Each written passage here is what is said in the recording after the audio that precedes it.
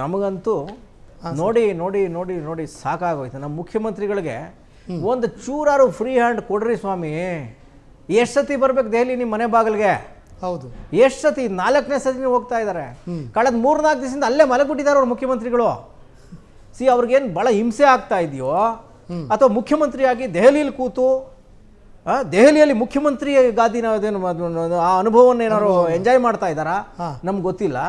But irritation ಅಂತೂ ಆಗಿರುತ್ತೆ. ಇಲ್ಲಿ ಮಾಡೋಕ್ಕೆ ತುಂಬ ಕೆಲಸ ಇದೆ ನಮ್ಮ ಮುಖ್ಯಮಂತ್ರಿಗಳಿಗೆ. ಅವ್ರು ಬೆಳಗ್ಗೆ 6ರಿಂದ ಕೆಲಸ ಶುರು ಮಾಡಿದ್ರೆ ರಾತ್ರಿ 3 ಗಂಟೆವರೆಗೂ ಕೆಲಸ ಮಾಡ್ತಾರಂತೆ.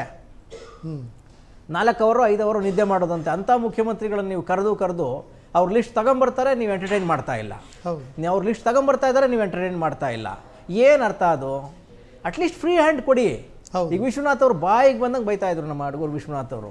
ಈಗ ಹಿಂದೆ ಸಿದ್ದರಾಮಯ್ಯ ಹೋಗ್ತಾ ಇದ್ರು ಕ್ಯಾಬಿನೆಟ್ ಏನೋ ಎಕ್ಸ್ಪ್ಯಾಷನ್ಗೆ, ರಿಷಫಲ್ಗೆ. ಈ ಜನ ಎಲ್ಲ ಕರ್ಕೊಂಡು ಹೋಗ್ತಾ ಇದ್ರಾ?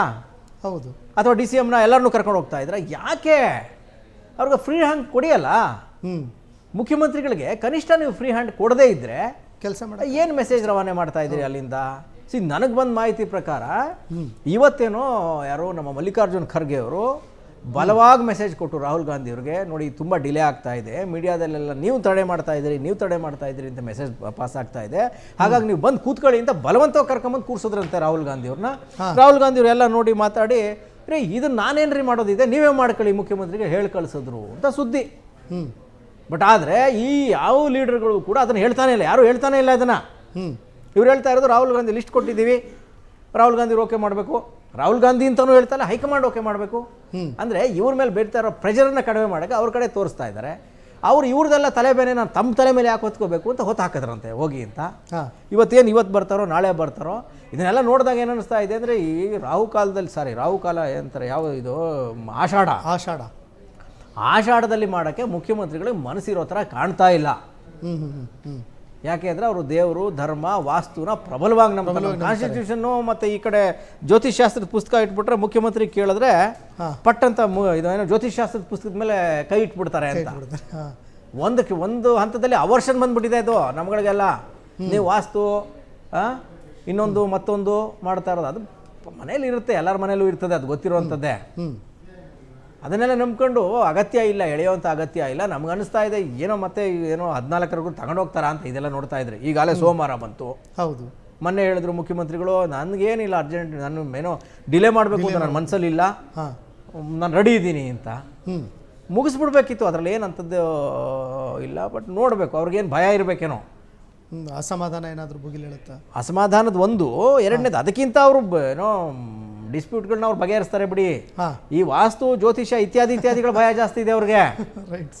ನೋಡಿ, ಏನು ಸಕ್ಸೀಡ್ ಆಗಲಿಲ್ಲ, ನೆಕ್ಸ್ಟ್ ಎಲೆಕ್ಷನಲ್ಲಿ ಹಿನ್ನಡೆ ಆಗ್ಬಿಡ್ತದೆ.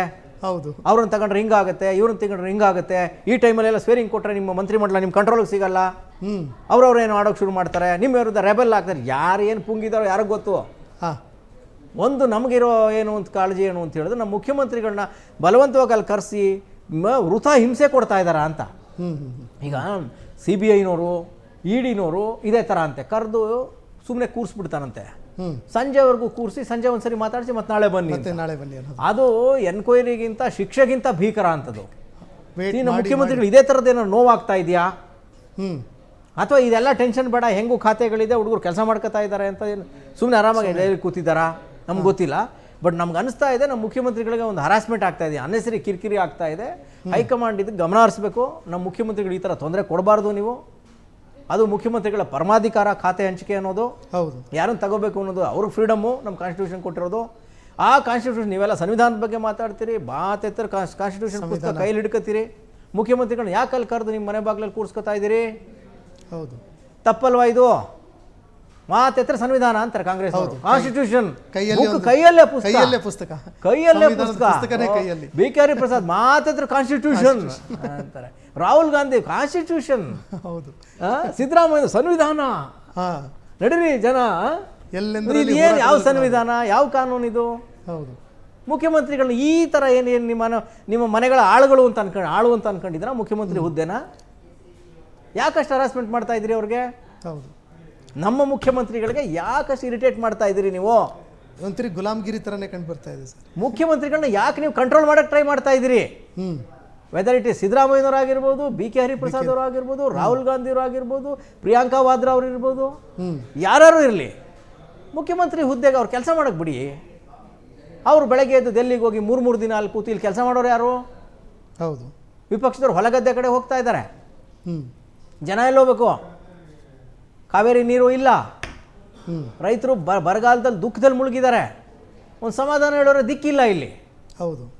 KPSC ಮಕ್ಕಳು ಒದೆ ತಿಂತಾ ಇದ್ದಾರೆ, ಅನಾಥ ಕಾಸಿರೋರು ಪರ್ಚೇಸ್ ಮಾಡ್ತಾ ಇದ್ದಾರೆ ಹುದ್ದೆಗಳನ್ನ. ನಮ್ಮ ಮುಖ್ಯಮಂತ್ರಿಗಳನ್ನ ಕರೆದು ಅಲ್ಲಿ ಕೂತ್ಕೋ, ಅಲ್ಲಿ ನಾಳೆ ಬಾ, ಆಮೇಲೆ ಬಾ, ನಾನು ಮಲಗಿರ್ತೀನಿ ಎದ್ಮೇಲೆ ಬಾ, ಊಟ ಮಾಡ್ತಾ ಇದ್ದೀನಿ ಅಲ್ಲಿರು. ಏನಿದು? ಹೌದು. ನಮ್ಗೆ ಯಾಕೋ ತುಂಬ ಇರಿಟೇಷನ್ ಆಗ್ತಾ ಇದೆ. ನಮ್ಮ ಮುಖ್ಯಮಂತ್ರಿಗಳು ಈ ಪರಿಸ್ಥಿತಿ ಬರಬಾರ್ದಿತ್ತು.